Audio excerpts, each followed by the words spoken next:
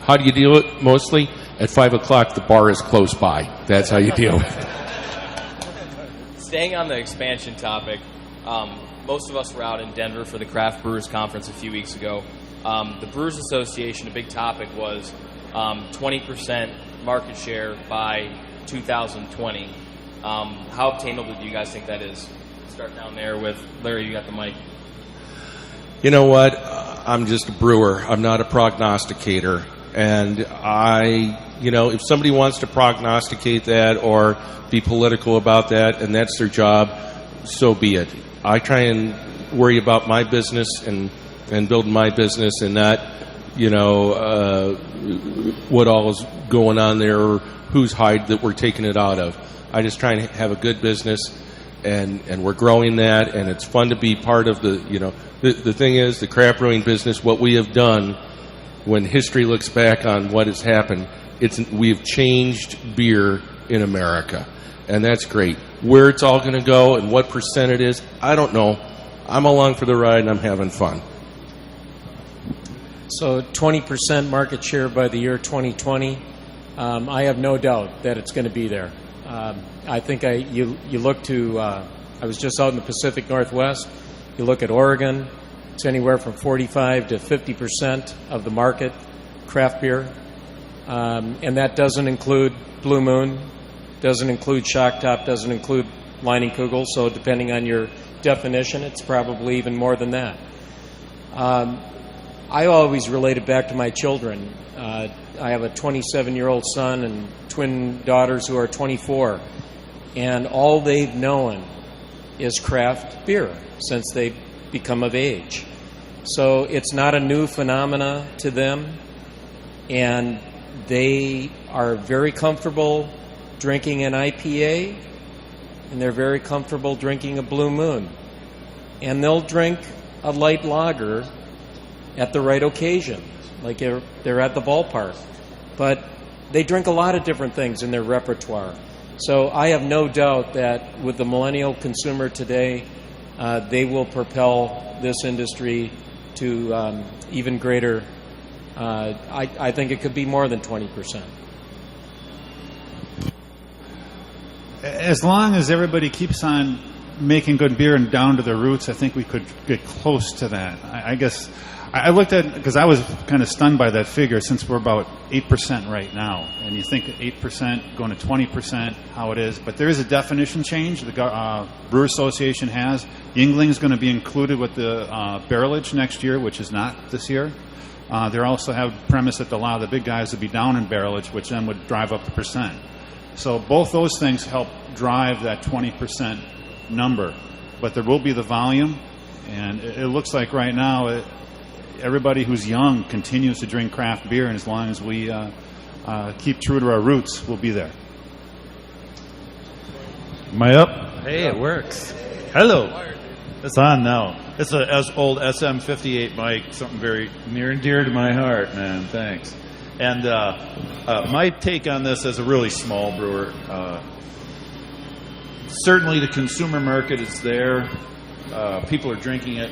The brewers are there. They're producing it. The quality's never been this high. I mean, really, you got to look really hard for a crappy beer on the shelf right now.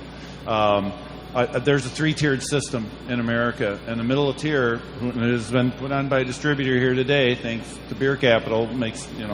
But there's a lot fewer distributors than there were 10 years ago, and their portfolios are growing immensely.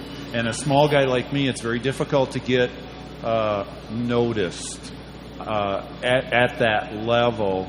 And I think that if anything's going to hold us under 20%, it's going to be the ability to get it from the brewery to the consumer. And I think that you see a lot of bars now with 50 or 100 tap lines, even when I started 15 years ago, that was unheard of. And so there's a saturation point there too on any given retail location. But I really think it's going to lie in the middle and the ability of the distribution to really figure out that their margins are in craft, and they're going to want to move it more than they do today. I've just got to tell you this story, and this is kind of, look at things historically. A friend of mine was at a brewery out west a little more than 30 years ago and was hanging out, and they were in front of cellar number A, which was a refrigerator full of homebrew in 750 ml bottles. After a few were poured down, the president had enough in where he got bold and brave enough to say, you know, with a lot of hard work and a little good luck, we can get this bitch up to 1,800 barrels. That was Ken Grossman, which I think their company just hit $200 million in sales 30 years later. So this industry is in an era of fundamental change. And Larry's answer was quite good. You know, who knows where it's going to go? There really isn't any hard figure. But understand, in the early 80s, we had 61 buildings making beer in this country. There is what? There's got to be between 2,500 and 3,000. Over 900 licenses / permits to open breweries were granted in this country in the last year. So it's going to grow, and it's going to grow quite a bit, and it's here to stay. How large it's going to get, who knows? But again, Larry put it good. It's a fun ride to be on. Speaking of the fun, we were in Denver for the Craft Brewers Conference put on by the Brewers Association, which is the association that oversees craft breweries. And I think pretty much everybody here was there. And boy, it was fun. 3,000 craft breweries already in the association. Seemed like everyone was there.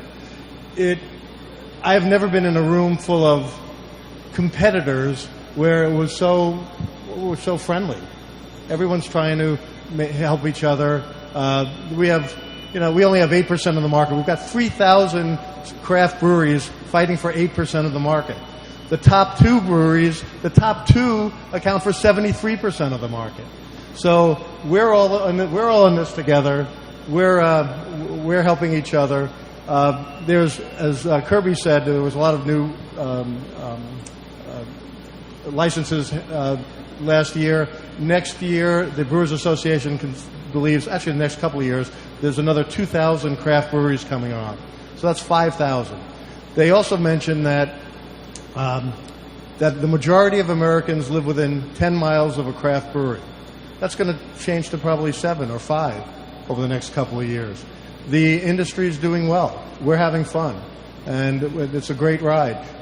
I think the math works if you consider the growth of the craft segment and the decline of the big guys. We can get to 20, and as Dick said, boy, look at Portland. They're at 30 to somewhere like 50, 45, 50. And when you look at the share of margin or share of price, it's even more than that. So retailers recognize that we have a lot to offer, and we're going to continue doing that. One thing that people ask is the craft balloon going to burst sometime? And my answer is always, I don't imagine that. For the craft segment balloon to burst, that would mean that drinkers would be going back to the mainstream beers of the world. And I think after drinking the craft beers, that's going to be tough to do. So I think it's a good future for a lot of folks. A lot of people are getting into it, and boy, we welcome the camaraderie. All right, this next question is geared towards the Milwaukee market. What styles of beer do you see really exploding in the Milwaukee market, and how does that compare to the country? Start down with Russ. In Milwaukee, I still feel it's a little bit of a lager town. I know River West does good. There's several other lagers around town that you can still see is good. But obviously the main ones are still the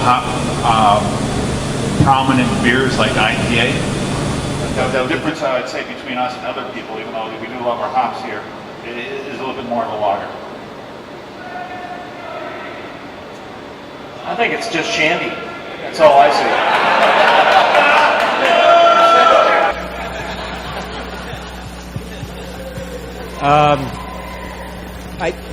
I just tasted one of Russ's beers on Sunday, and I think you've tapped into something with your easy to drink IPA. Call it a session IPA, or there isn't a session IPA. It's a lighter pale ale, but at 4.2% by volume. So I kind of see a trend back towards sessionability. The big beers are going to continue to be out there. But if I was to say, not so much a style, but being able to drink more than one and enjoy it. And I think Russ hit on something with your IPA. I really enjoyed the beer, and it's at 4.2%. I can have more than one. You know, being from outside Wisconsin and Milwaukee, I don't know that I have the expertise to say exactly about what happens style-wise in Milwaukee. What I can say is that I think the perception from a lot of people that aren't from Milwaukee or haven't been here is that everybody drinks Miller here or Pabst or Schlitz. And, you know, I've been coming up here for a long time, and for a long time this has been a very sophisticated, very knowledgeable beer market for both craft beers and certainly historically for imports. I think it's one of the more educated beer markets in the country because it has been a beer town, and you've had people that have worked in the beer industry here from its beginning. And Milwaukee is one of these little gems that a lot of people in the country don't know about, that they should come here and visit more and drink beer. The big buzzwords we heard in Denver were quality, flavors, and sessionability. I think everyone's touched on that here. I think Milwaukee and Wisconsin, to a lesser extent, is a lager town, as Russ said, but from a craft standpoint, it's all IPA. I think some of the newer entries that are coming out, like the EB, like we have an IPA variety pack at Point, are mostly high hop beer. And that's 22% of the craft segment now. They think it's going to be 30 plus over the next couple of years. You know, I wish I had a crystal ball, but I got to tell you, after being in this industry, for quite a while, and we started a new brewery. We've been open 2 weeks, and a guy comes in and goes, "Man, you got 4 beers, I tried them, I really liked them. What do you got that's new?" And no, after I whacked the shit out of it, I have seen some strange things obviously happen with beer, and sometimes it seems like as a category, our customers have very limited attention spans. It's what do you got that's new? What do you got that's new? What do you got that's new? It's just there's such an influx of new products. It would be difficult for me personally to predict what people really like. I mean, hops are obviously very popular. I'm a lager person at heart, so I want to see those do well, but it's anybody's guess because the market is changing so quick. There are so many players entering it so quickly.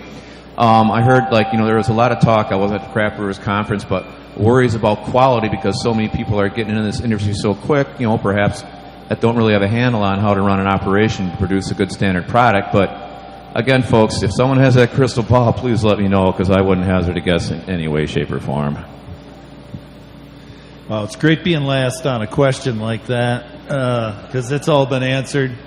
Obviously, hoppy beers are overrunning the world. We've got 3 new IPAs coming out at Lake Louie this year. We also have 3 new session beers coming out this year, one of which is an IPA. And so I think that's the trend that I'm betting my mortgage on in Milwaukee as well as the rest of the state.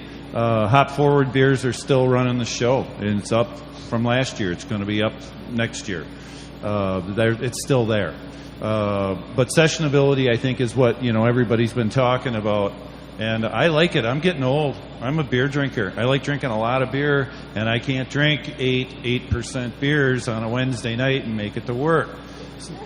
Well, I can, but I own the place. They can't fire me. But I'm no good till noon. And so the session beers really, I think, are really, I think people think session beer, they think just low alcohol, near beer, Coors, historically.